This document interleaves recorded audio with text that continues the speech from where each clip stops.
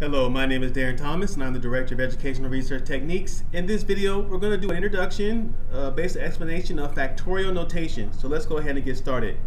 Now, factorial notation is commonly connected with sequences, but it's not exclusively used only for that purposes. And basically, a factorial notation, if I had to give you an example, would be something as follows. 3 with an exclamation mark after it. What this literally means is 3 times 2 times 1, and when you find out the answer here, you get 6. So essentially what's happening is that factorial notation is like a special type of notation when the terms inside the factorial, the product of the consecutive integers equals a number. So here you can see 3 exclamation mark or 3 factorial is when you take 3 times 2 times 1, because 3 is the highest number and you go all the way down to 1. And the resulting product of these terms is the actual number that you're going to use. And so this is just a shortcut for the purposes, for mathematical purposes. Now that we have an idea of how it looks, let's just do one more and then I'll give you some examples using things that are more complicated. So if we want to look at, say, for example, 4 factorial, I think you know it's going to be 4 times 3 times 2 times 1. So 4 times 3 is 12. 12 times 2 is 24. So our answer is 24.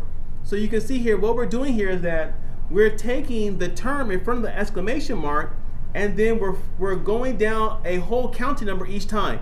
So 4, then 3, then 2, then 1. And so just, for fun, we'll do 5 factorial, and you probably know how this is going to work. 5 times 4 times 3 times 2 times 1. I know putting times 1 is redundant, but I'm just trying to illustrate this as thoroughly as possible.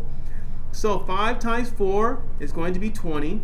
20 times 3 is going to be 60. And 60 times 2 is going to be 120. And then 120 times 1 is 120. So that's our answer. So this is how it works. Now, when we're dealing with sequences, like I already mentioned, it's very common for factorials to be involved in this. So let me give you, I'll give you 2 examples to kind of wrap this up here. So we got a sub n, this is kind of like our x, if you will, and then we have 2 over n factorial. So I'll give you some values of n here. So I got 1, 2, 3, draw this down here, and 4, like so. And so let's just go through the process here. So 2n factorial, so 2 over 1 factorial is the same as 2 over 1, because that's it, which equals 2. Not that complicated. Now let's do number 2. So 2 over 2 factorial, now be careful, is going to be 2 over 2 times 1, and that's going to be basically 1. So you can see how things are working out here. Oh, I'm a little crooked here. 1, like so. Let's do, I'll change the color here so we can kind of get the final answer here a little bit differently. Like so. All right, now let's do the next one. So now we got 3 factorial. So 2 over 3 factorial. That's the same as 2 over 3 times 2 times 1. So that's going to be the same as 2 over 6. And so our final answer is going to be 1 over 3. I hope you're starting to see the pattern here. And then lastly, we have 2 over 4 factorial.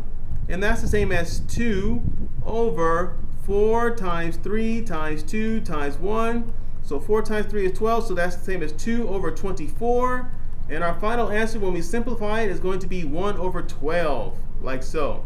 That's how it works.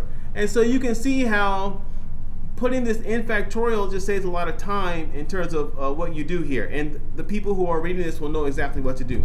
Let's do one more, a slightly more, it's not complicated, but you have to think a little bit differently for this one. So we got a sub n like always. And then we got n factorial over n plus 1 factorial. All right, and so we'll just do this for 1, 2, 3, and 4, like so. Okay, so let's do this one step at a time.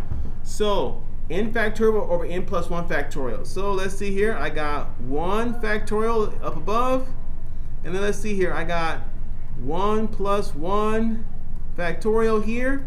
That's the same as 1 over 2 factorial, and that's the same as 1 over 2 times 1. And so basically, to make life simple, I think we know that these kind of reduce to 1, and we end up with 1 over 2 as our answer. And so, you can kind of see how this works out. I'm pretty sure this is the pattern is starting to become clear. So now we have 2 factorial over 2 plus 1 factorial. That's the same as 2 times 1 over, let's see here, 3 times 2 times 1. All right, this cancel out like so, and we're left with the answer of 1 over 3. That's how it works. So then we have, let's see here, 3 factorial over 3 plus 1 factorial. So this is going to equal to 3 times 2 times 1. And so 3 plus 1 is 4, so 4 times 3 times 2 times 1. Now watch simply what happens here to make it quick and easy. These guys cancel out, these guys cancel out, these guys cancel out, and we're left with 1 over 4.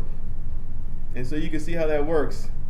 And then for, oh, you know what? I made a mistake here. Whoa. Let me go back. Sorry about that. It should be 3 factorial. Oh, no, I was right. Excuse me. It should be 4, 3, 2, 1. Okay, I remember now. Sorry, excuse me. And so cancel out, and we get 1 over 4. Sorry about that. And so for the last one, you can probably tell we're going to get 1 over 5, because you can see every time we go, our denominator increases by 1. So I can see the pattern, so I know that the last one's going to be 1 over 5. Don't have to calculate it by hand. And so this is kind of how you can apply and use factorial notation in connection with sequences. And so this is just an introduction to it. So let me kind of summarize what we talked about and conclude the video. So in this particular video, we've been looking at factorial notation, which is just a shorthand for when you want to multiply consecutive integers. And so what happens is that the basic format for it is n factorial, n being whatever the counting number is. And when you want to actually do it, you do, n minus 1, n minus 2, etc., depending on what size n is, until until the numbers over here equal 1 basically. And so to make it simple, when you have 3 factorial, you do 3 times 2 times 1. That's essentially what you're doing, something like that. And this is very, very useful in having a shorthand similar to summation notation, which is something we'll talk about very soon. And so then we did a few examples for you where you can see how we work things out as shown here, and then we had a more complicated example. Now, you just want to make sure that you're careful about this, that you're subtracting the n from 1, n from 2, whatever, depending on how many values you have. But remember, you always start with your n in terms of that. And that'll make, and again, on the algebraic theoretical side, it's harder to understand. It's better to focus on the example. This right here, and seeing how it relates to this, is how people understand. The theoretical aspects of it, that's much more important for those strong mathematical type minded people in those type of situations. So my name is Darren Thomas. I'm the Director of Educational Research Techniques. Thank you for watching. Take care.